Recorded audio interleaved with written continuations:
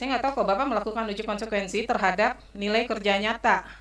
Padahal yang diminta di sini laporan kuliah kerja nyata. Emang sama ya Pak ya? Ya. Tes iya iya Ibu, di situ di apa ya, kita memberikan adalah transkrip nilai gitu ya, karena memang dokumen terkait dengan laporan kuliah kerja nyata itu memang tidak ada gitu, atau mungkin dalam bahasa KIP-nya belum didokumentasikan. Jadi dokumen itu memang tidak ada.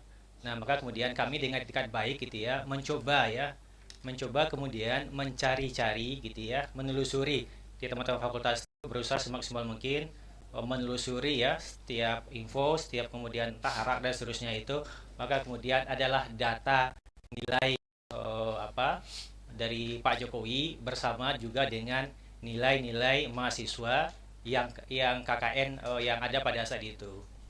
Termasuk juga kayak pemohon memintalah transkrip nilai. Nah, transkrip nilai itu juga tidak ada gitu. Tapi yang ada itu adalah daftar nilai. Daftar nilai Pak Jokowi gitu ya, yang final. Itu yang kemudian kami tampilkan di sana. Jadi kami itu juga kami paham ya, pemohon ini kan tidak tahu nih kira-kira ya zaman itu tuh kebutuhan dokumennya apa.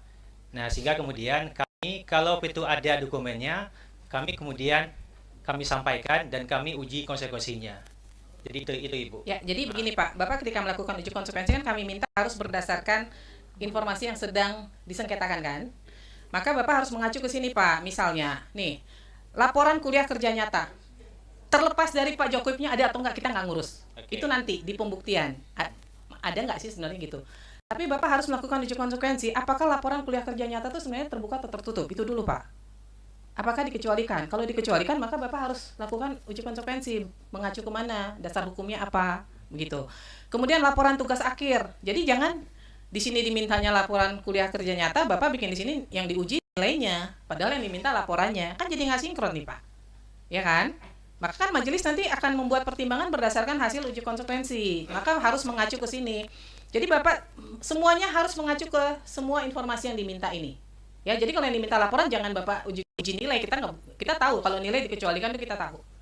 Jadi yang diminta laporan, apakah laporan lagi-lagi mindsetnya Bapak harus berpikir bahwa untuk semua, bukan hanya untuk Pak Jokowi.